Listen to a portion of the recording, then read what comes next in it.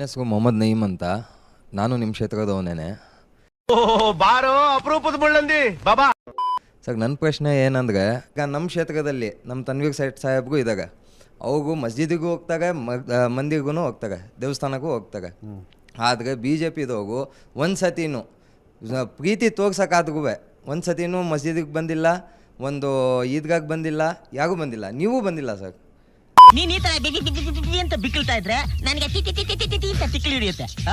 ಆದರೆ ನೀವು ಈ ಥರ ಮಾಡಿದ್ರೆ ಗೊತ್ತಾಗೋದು. ಹೌದು, ಇವಾಗೂ ನಮ್ಮ MP ಹೋಗು ನಮ್ಮ ಕಡೆ ನೋಡ್ತಾ ಹೋಗೆ, ನಮಗೆ ಕೇಳ್ತಾ ಹೋಗೆ, ನಮ್ಮ ಮನೆಗೆ ನಮ್ಮ ಮನೆ ಹತ್ರ ಬಂದು ಕೇಳ್ತಾ ಹೋಗೆ ಮುಸ್ಲಿಮ್ಸ್ಗೆ ಏನು ತೊಂದರೆ ಆಗ್ತಾಯಿದೆ ಏನು ಅಂತ ಅಂದ್ಬಿಟ್ಟು.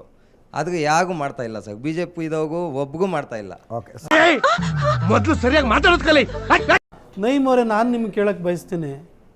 ಉದಯಗಿರಿನಲ್ಲಿ ಅಲ್ಲೊಂದು ಗಣೇಶನ ಗುಡಿ ಇತ್ತಲ್ಲ, ಎಲ್ಲ ಮುಸಲ್ಮಾನರು ನೀವೆಲ್ಲ ಇದ್ದೀರಿ, ಮಧ್ಯದಲ್ಲಿ ಗಣೇಶನ ಗುಡಿ 100 ವರ್ಷದಿಂದ ಅಲ್ಲೊಂದು ಗಣೇಶನ ಗುಡಿ ಇತ್ತು ಸರ್. ಆ ಗಣೇಶನ ಗುಡಿ ಯಾಕೆ ನೀವು ಮುಚ್ಚಿಸಿದ್ರಿ? ಉದಯಗಿರಿನಲ್ಲಿರುವಂಥ ಗಣೇಶನ ಗುಡಿನ ನೀವು ಮುಚ್ಚಿಸಿ, ಅದು ಗಲಾಟೆ ಗಣಪತಿ ಅಂತಲೇ ಭಾಳ ಪಾಪ್ಯುಲರು, ಅದು ಮುಚ್ಚಿಸಿದ್ರಿ.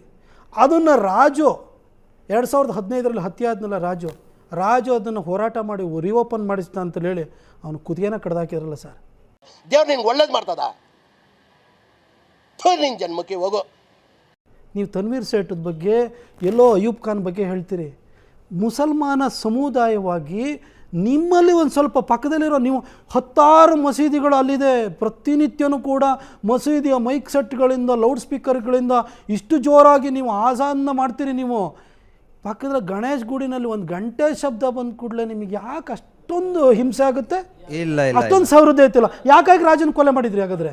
ಈ ಗೋಡಿಯನ್ನು ಹೆಂಗ್ ಹೊಡಿತದೆ, ತಲೆ ಗುಳ ಬಿಟ್ಬಿಟ್ಟಿದ್ದೀರಲ್ಲ. ಯಾಕೆ ಕೊಲೆ ಮಾಡಿದ? ನೀವು ಅಬಿದ್ ಪಾಷಾ ಯಾಕೆ ಕೊಲೆ ಮಾಡ್ದ? ಯಾಕೆ ಕೊಲೆ ಮಾಡ್ದ? ಗಣೇಶ ದೇವಸ್ಥಾನ ಓಪನ್ ಮಾಡಿದ ಕೂಡಲೇ ಅಬಿದ್ ಪಾಷಾ ಬಂದ್ಬಿಟ್ಟು ಕುದಿಯ ಕಡ್ದಲ್ಲ.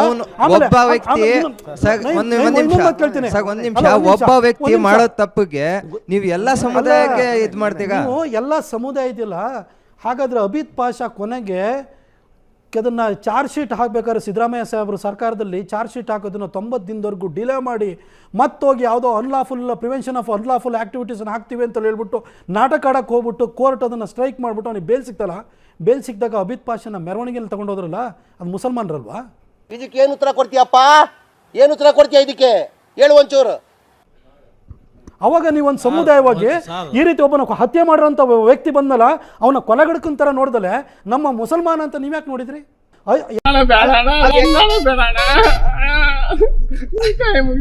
2011ರಲ್ಲಿ ಮಹಾಜನ ಕಾಲೇಜಿನಲ್ಲಿ ಓದ್ತಾ ಇದ್ದಂಥ 2 ವಿದ್ಯಾರ್ಥಿಗಳನ್ನು, ಹುಣಸೂರಿನವ್ರನ್ನ ಅವತ್ತು ಎದೆಗೆ ಸೀಳುಬಿಟ್ಟು ಸಾಯಿಸಿದ್ರಲ್ಲ, ಇದೇ ಅಬಿದ್ ಪಾಷಾ ಅಲ್ವಾ? ಅದರಲ್ಲೂ ಮಾಡಿರೋ ಕೇಸಲ್ಲಿ ಅವನೇ ಇರುತ್ತಾನೆ. ಇವತ್ತು ಯಾಕೆ ನಿಮ್ಮನ್ನು ಮಸೀದಿ ಒಳಗಡೆ ಸಾಕೊಂಡಿದ್ದೀರಿ ಅವನ್ನ?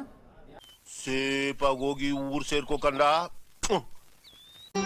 ಮತ್ತೆ ಭೇಟಿಯಾಗೋಣ. ನಮಸ್ಕಾರ.